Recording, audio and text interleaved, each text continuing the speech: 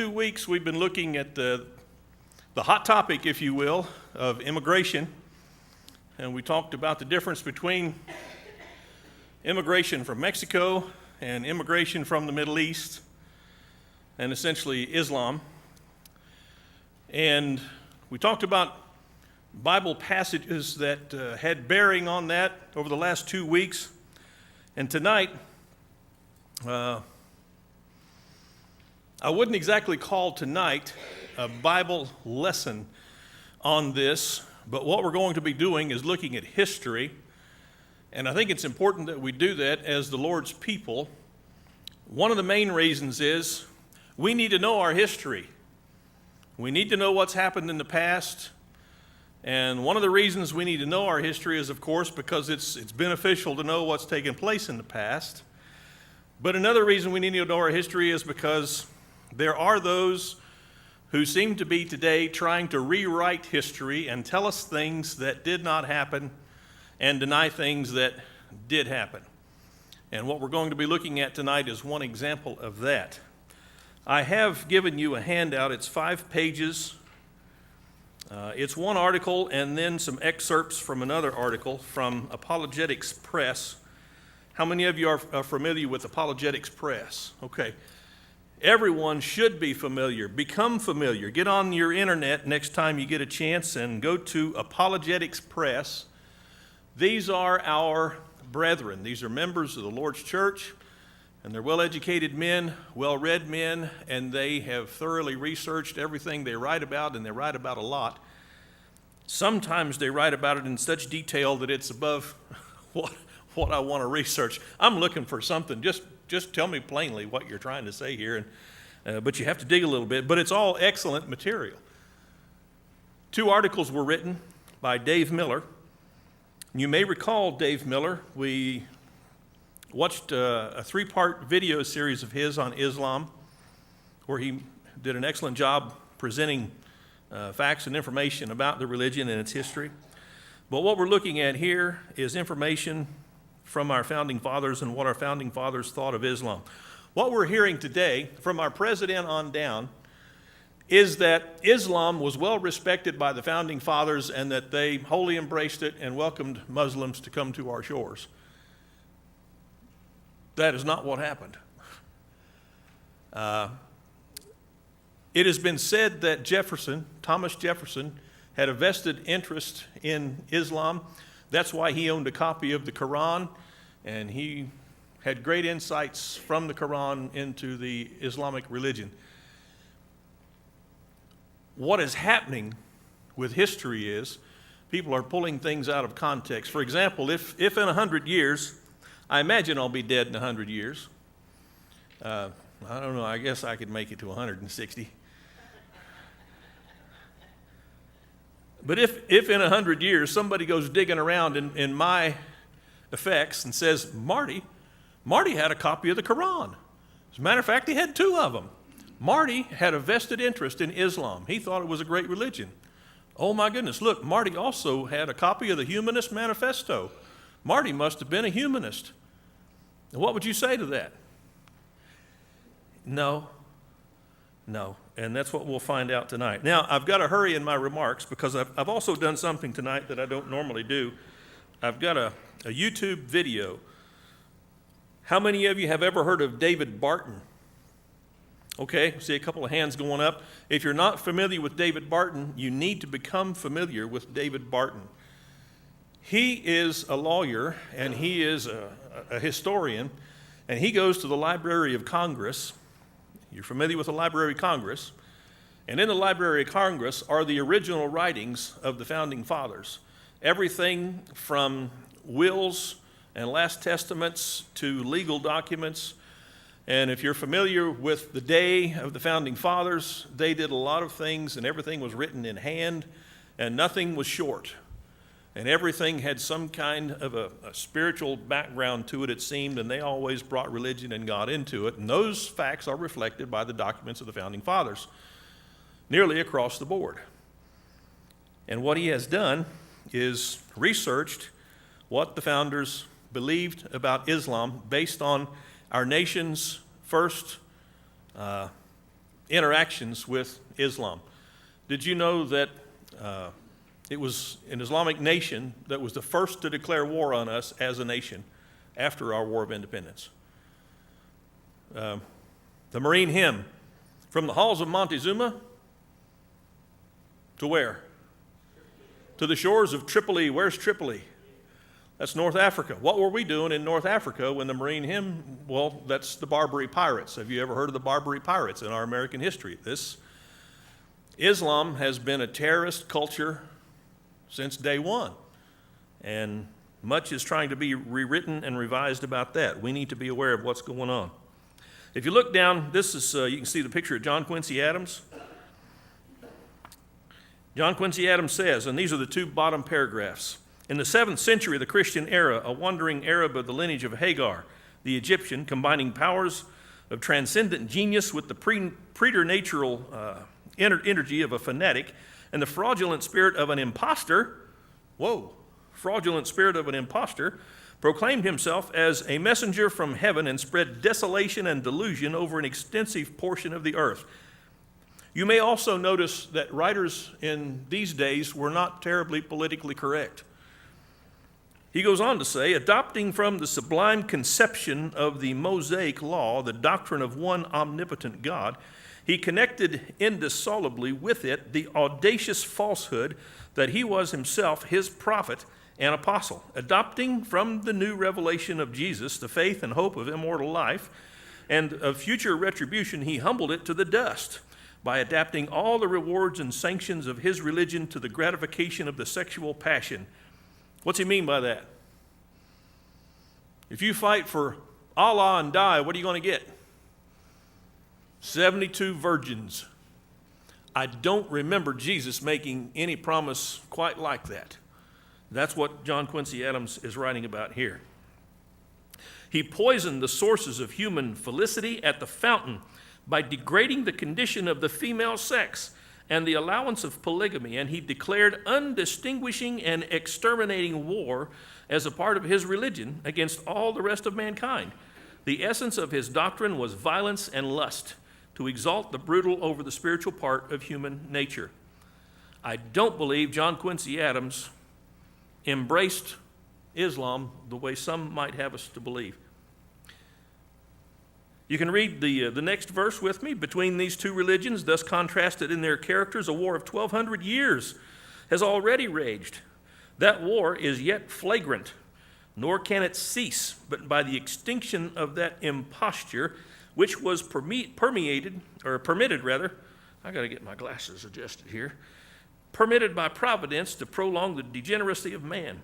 While the merciless and dissolute dogmas of the false prophet shall furnish motives to human action, there can never be peace upon earth and goodwill towards men.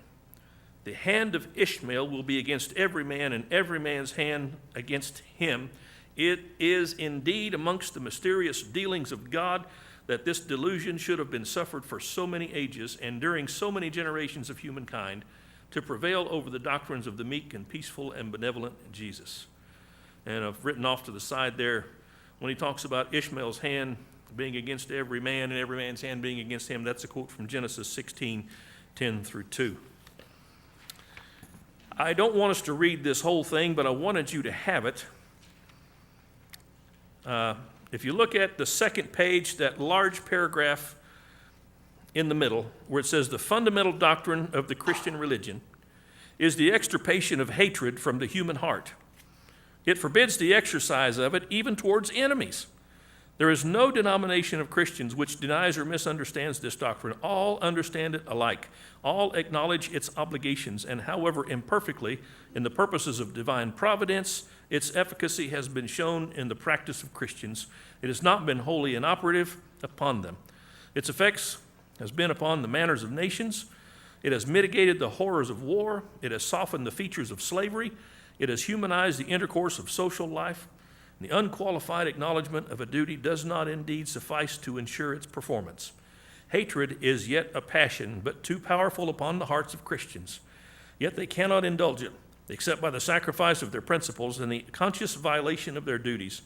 No state paper from a Christian hand could, without trampling on the precepts of its Lord and Master, have commenced by an open proclamation of hatred to any portion of the human race. The Ottoman lays it down as the foundation of his discourse. Do you see what he's saying? Everything about Christianity says love your neighbor, pray for your enemies. And the only way you can reverse that in Christianity is to take away everything the Bible says and God says about love. But the very thing that we are against is the foundation of Islam. Fight against your enemies, overrule them, enslave them, make them fear. This is in the Quran. It's in the Quran. I don't want to use up all our time because we do have about an 18-minute video to watch. One quote, we've been talking about the Founding Fathers. Look at the last quote on page 5. The bottom two paragraphs, one very short, says, as General George S. Patton observed, having witnessed the impact of Islam on the countries of North Africa. What was he doing in North Africa? He was taking it back from the Nazis. He went all the way across North Africa. There's an excellent historical book by Rick Atkinson, World War II historian, called Army at Dawn. It's about our landing in North Africa and fighting the Germans all the way across. It'll make you angry because we did a lot of stupid stuff. By the way, our first casualties in North Africa, who'd they come from? They came from the French. The French fired on us. And we had 200 and some casualties because the French fired on us. Anyway, that's another story. This is what George Patton said. One cannot but ponder the question, what if the Arabs had been Christians? To me, it seems certain that the fatalistic teachings of Muhammad and the utter degradation of women is the outstanding cause for the arrested development of the Arab. He is exactly as he was around the year 700, while we have kept on developing. Here, I think, is a text for some eloquent sermon on the virtues of Christianity. So we've gone from quotes from the Founding Fathers to a much more modern day quote before politically correctness came in vogue. Now you may wonder, why in the world did John Quincy Adams know so much and speak so much about Islam? This video will help us to understand why. All right, Rusty, you got it? Cue the video. I've got this little pad. I may stop it from time to time. Oh, by the way, pause it just for a second.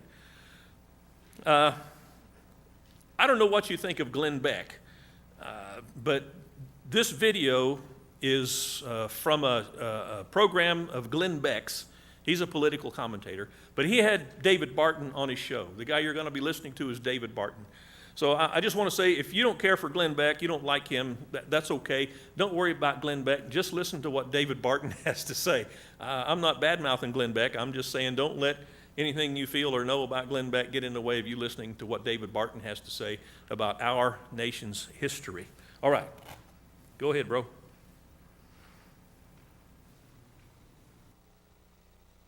We have one of my best friends and probably in the top 5 most honorable men. I'm seeing to see if he'll give me some, if he'll give me some cash, and I'll make him the #1 most honorable man I know. But David Barton is one of the most honorable men I know, and one of the best Christians I know. You're my hero. Thanks, You're bro. my hero. Thanks. And we were on a plane. Were we coming back from the Middle East when we had this conversation? We were. So we were coming back from Jerusalem, and David and I, everybody else was sleeping, and David and I, we're talking. It's like 3 o'clock in the morning. We're like, yeah. Well, another thing, and I said something about the Quran, and I don't remember how it was that Barack Obama, I think, had said that Islam had played a great role at the founding of our nation. Mm-hmm. And I said, David, I wasn't aware of that. Mm-hmm. We have it? Watch this. Wait till you hear it. Ramadan is a reminder that Islam has always been a part of America. The first Muslim ambassador to the United States from Tunisia was hosted by President Jefferson, who arranged a sunset dinner for his guests because it was Ramadan, making it the first known iftar at the White House more than 200 years ago.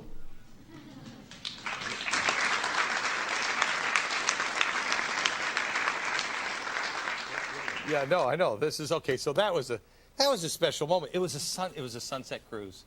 And they held hands, and it was so beautiful. By the way, David Barton, in case you don't know for some reason, David is the founder and president of wallbuilders.com, and I ask you to put your money where your heart is. Wallbuilders.com does more good than a pack of charities combined. All right, so David, go ahead. Come on. Let's take this thing, because what's happening now, and you covered the Muslim Brotherhood. What's happening, it's a historic organization that goes back a long time, and they're really trying to get a foothold in America and make us think that they're mainstream and normal. And so part of what you get is the president saying that. I was talking to, we have a radio program, General Jerry Boykin was just on it, and he's the guy who ran Delta and everything. He says so far, in just the last few years, we have 27 judges who've used Sharia law in 23 states for court decisions. So Sharia law is already in fact. So people of Oklahoma vote and they say, we don't want Sharia law. And of course, that gets taken to court and the judge says, yeah, you can't have an amendment that says you don't want Sharia law. So this thing is really creeping in. Obama's one, got another clip to show you. Now, Jefferson, everybody keeps trying to tie to Jefferson. You know, you get Jefferson's out there, and so Obama says Jefferson did the first iftar dinner. Let me take you back to another reference to Jefferson, and it deals with Keith Ellison. Keith Ellison is the first modern Muslim elected to Congress back in 2007. And you'll see a picture here of Keith Ellison, and he's got his hand on a Koran, being sworn in. It hadn't happened before in America, so he's being sworn on this Koran. And in being sworn in on this Koran, and you see a close-up of here, you can see on the back what it says. It's Jefferson's Koran. It's from 1746. And so we got a quote from, a great quote here from Ellison. Let me show you this quote we got. There he is. See, there's there, and see his hand on it. And so you see a close-up of it. Look at Nancy Pelosi right after plastic surgery. Here's what he says. The Koran is definitely an important historical document in our national history, and it demonstrates that Jefferson was a broad visionary thinker. It would have been something that contributed, the Koran would have been something that contributed to his own thinking. You know what? I agree with that. I say we take that from Keith Ellison. I agree with every word of that. I do too. I do. Good. I totally agree, just not the way he meant it. Yeah, it's totally opposite of what he meant. Right. Because when you take those two things and put them together, how does Jefferson get tagged with this Koran thing? Why are they using him to justify what's happening with Islam in the United States? And that's where you got to go back, because we've had, what we're doing right now at the military is really America's second war on terror. The first war on terror we had lasted 32 years, went through 4 different presidencies and the Continental Congress. So you have to go back to where did we get involved in our first war against Islamic terrorism and radical Islam. You have to go back to the end of the American Revolution. 1783, we signed the peace treaty. We've been up to our ears fighting the British and haven't had time to see anything else. But overseas, we've been attacked by Islam. And so what happened was these 3 guys you see here, these are the first 3 ambassadors sent by the Continental Congress to negotiate with Muslim extremists in Europe. So you've got Jefferson, you got Franklin, you got Adams. These 3 guys are sent to Europe. And at this point, we don't have a Navy. The French were our Navy. You know, we had the British Navy. Now we separated from so these guys are trying to go settle things. And what's really interesting is after these guys have been in Europe for 2 years negotiating with Muslim extremists, Adams and Jefferson get out with the Tripolitan ambassador, and they said, you know, we've kind of developed a relationship of trust here. We don't understand. Why do you keep attacking America? We haven't done a thing to you. We've come after you in no way. We've created no offense for you. Why in the heck do you keep attacking? Because everywhere we would send an American ship that had an American flag on it, these guys are going after it. They're hitting Americans.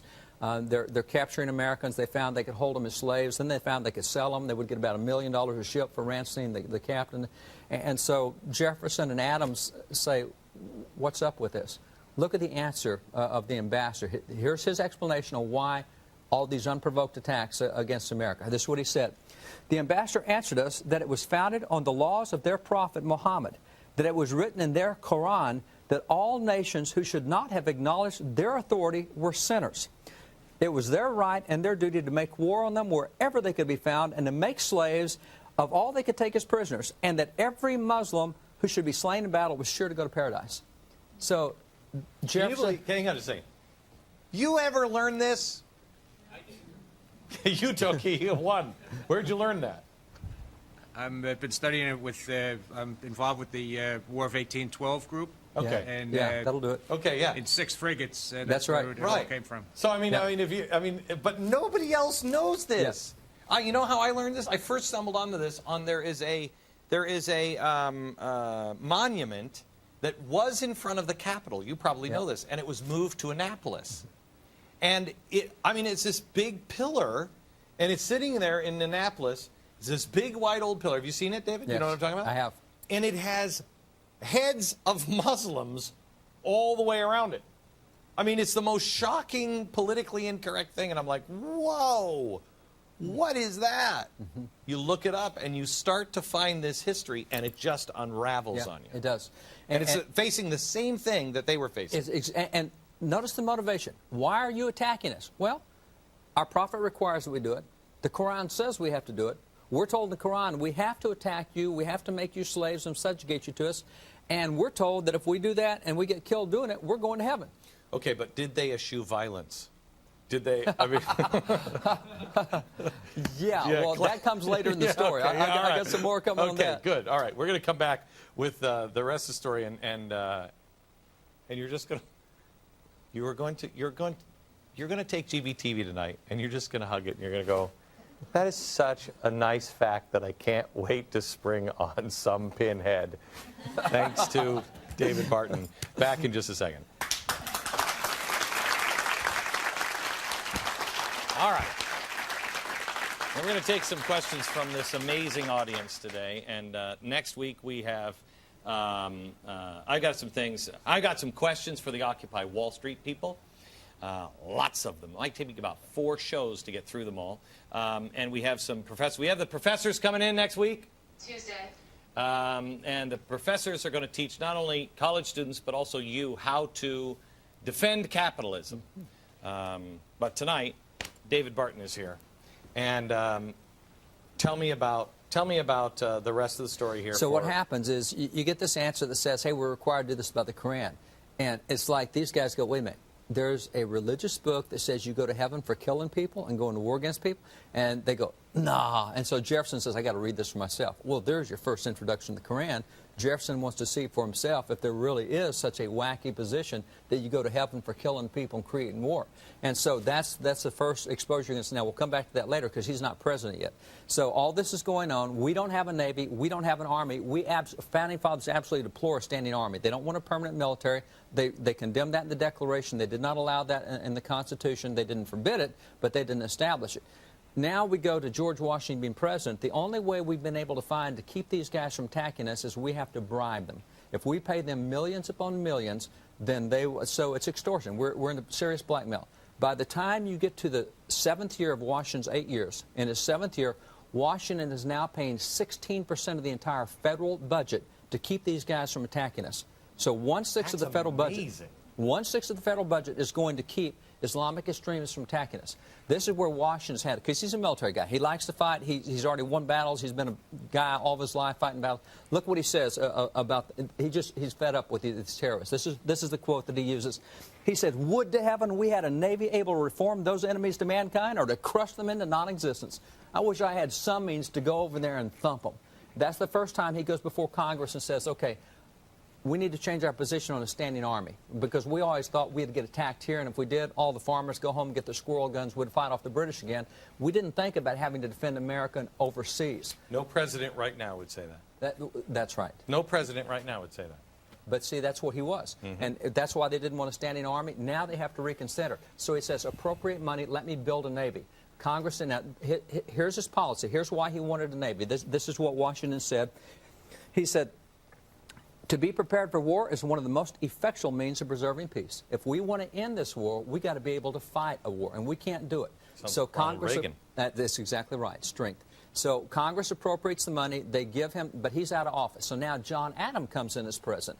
John Adams comes in. It is John Adams who builds the Navy. John Adams is known as the father of the American Navy. He's got a Navy. Let's go end this thing. He does not end it. Why not end it? John Adams, who's first diplomat, now he's done this for 15 years, vice president under Washington. He says, I know these guys. He said, if we get involved in a conflict with them, he said, it's going to last forever. He says, I don't think the American people have the stomach to take on Islamic terrorism because it'll last a long time. This is not a quick fight like the British. So he refused to do that. Now, at the time he went out of office, we're now up to 20% of the federal budget being spent to pay off these guys to keep them from attacking us, and that's not even working all the time. They're still attacking us. So now we come to Jefferson. Jefferson, the president, goes in. Jefferson goes in, and he says, I've had it.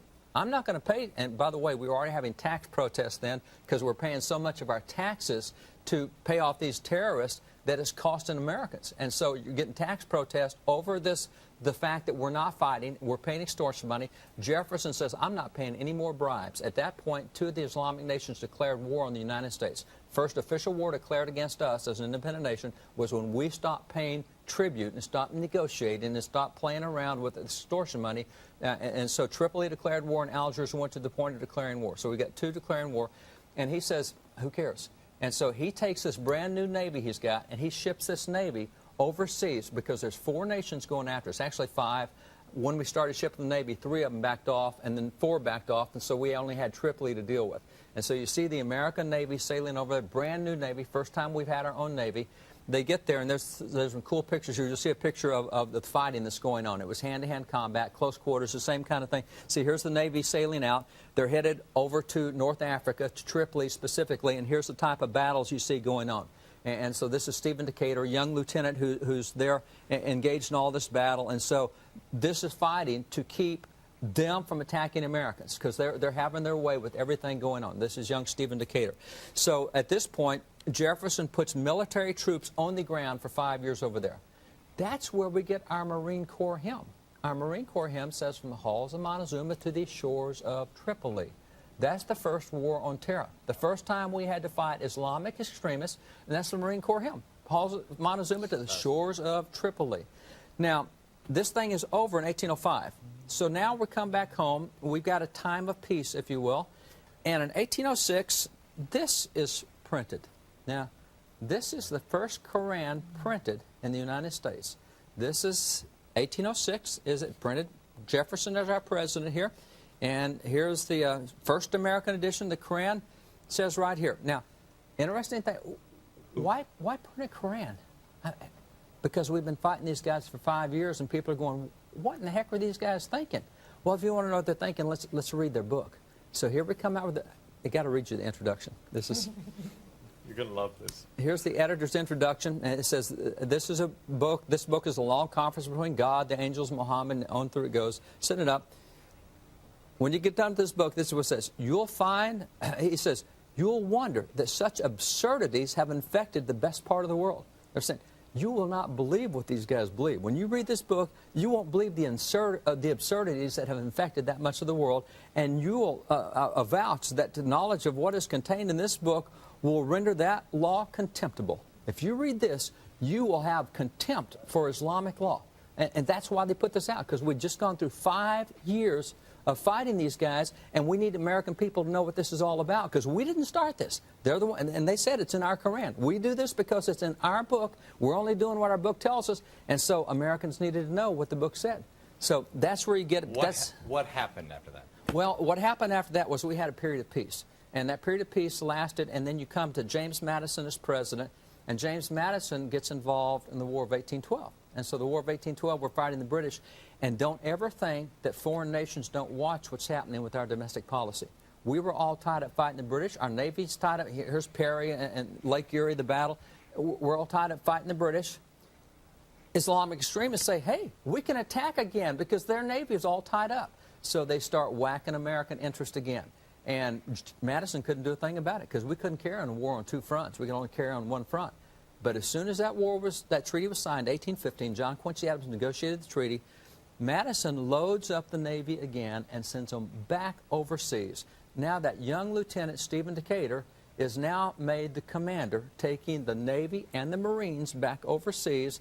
And for two years, they thump Algiers, and they just beat their brains in. And after 2 years of that, and here's some more of that hand-to-hand combat that you see Stephen Decatur again leading these groups. After 2 years, they came back to the table, and at the end of 2 years, they signed the peace treaty. And after 32 years of having the conflict with these guys, we finally reached a period of somewhat peace. But their position was, we always, and this is General William Eaton, who led the first expedition under Jefferson, had been a diplomat before, and he said the problem is they consider Americans a weak sect of Christians because we won't fight. And since we won't fight, they're willing to come after us. And so that's why Jefferson said, I'm willing to fight. And that's where things turned around. After we showed a willingness to fight, they left us alone. Ladies and gentlemen, David Barton. GDTV. The truth lives here.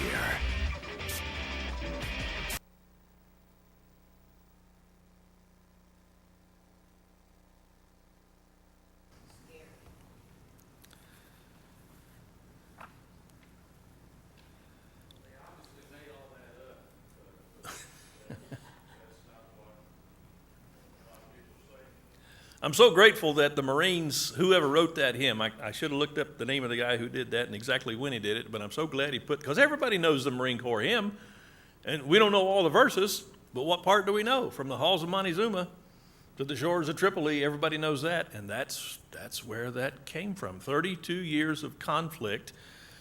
Did you catch how much of the national budget was being spent on extortion? 20% in the final analysis. It started with 16, it went to 20. How would you like for 1/5 of our national budget to be going, well, you got to wonder how much of it's going to that now.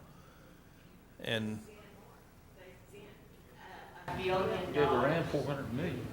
Yesterday or today, yesterday or the day before, to one of those places I was reading about it today, and they did send it in Swiss franc. okay, probably because they're lighter. Didn't cost as much to. All the loads of money. Yeah. Truth. What did Jesus say about truth?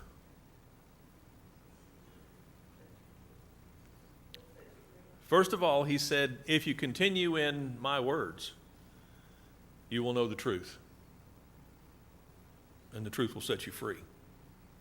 Now, that's not the whole quote. The whole quote is, if you continue in my word, then will you truly be my disciples? And you'll know the truth, and the truth will set you free. But the idea is that truth will set us free. Now, what he was talking about was the truth of his gospel that would set us free from sin. But the nature of truth keeps on doing that in nearly every aspect of life. It sets us free. In politics, it sets us free from the confusion and the stupidity of being wrong about things. Truth is always what will set us free. In the spiritual sense, absolutely. For eternity's sake, we are free from our sin through the truth of Jesus Christ's gospel. But knowing our history, just knowing the simple facts of what happened, not trying to change or revise or spin anything, but just knowing this is what happened. Why did Thomas Jefferson have a Quran printed in English? What was the whole purpose of that? So the American people could see for themselves what he put in the introduction, that when you see what this book teaches, you'll understand these absurdities and you'll have complete contempt for this law.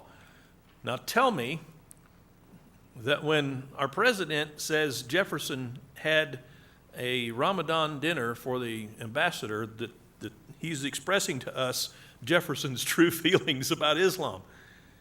You see how subtle that is?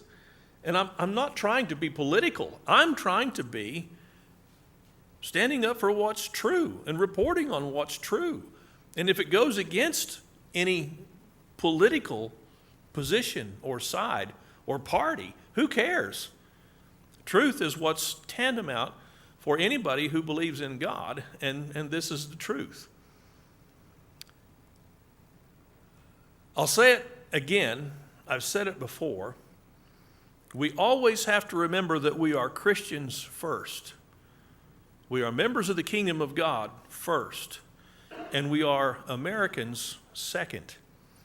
But when truth is at stake, it's not about patriotism or nationalism or politics. When truth is at stake, it is about truth. And when we argue, our whole system of government is based on truth.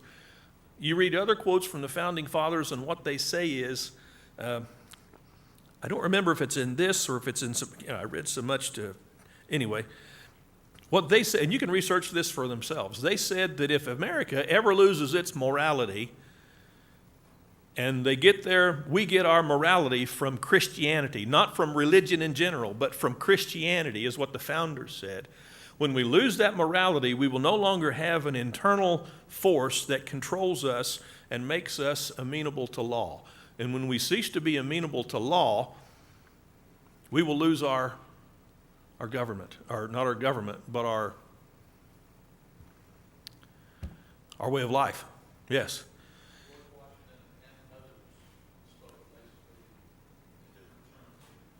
Yes. What's happening now? And it's in our faces every day. I'm not trying to be political when I say that Hillary Clinton is a pathological liar. How much proof do we have to have? People say, oh, Marty, that's just because you're for Trump. Well, wait a minute. No. I wish the man would just settle down and shut up sometimes. I wish he would do that. But that doesn't change. Well, I made the joke today, and this really is a joke. I really don't mean this, but it's gotten to the point because, we've feared for years, for decades, that some Islamic nation would get a hold of a nuke and bomb D.C. And I thought, I spoke out loud today, and I said, that might not be such a bad thing. You just wipe out D.C. and we'll start over. But I don't mean that, of course, but it's gotten to the point. Haven't you ever gotten so frustrated with somebody that if I could just shoot him, it'd be all right? That would fix things. So what is it? I think Albert was the one who said some people just need killing. And now that's the flesh. But at the same time, weren't there laws under the Mosaic covenant that said, you do this, you're going to die? And there's so much junk going on these days, lying and falsehood and misrepresentation, rewriting our history. I just want to get back to the truth. I just want to get back to the truth. And killing babies is not the truth. By the way, it's been one bell or two? 2 bells? Oh, okay, then we got to quit. But the homosexual lifestyle is not the truth. Those things are not the truth. It's not a victory for women that we have a right to abort babies. That's another lie. There's so many lies being told, being talked. Do your own research. Go back to the Wall Builders website and see what they've got to say. Go to Apologetics Press. Read your Bible. Novel idea. And we'll come back. Probably next week we'll go to another subject. But Don?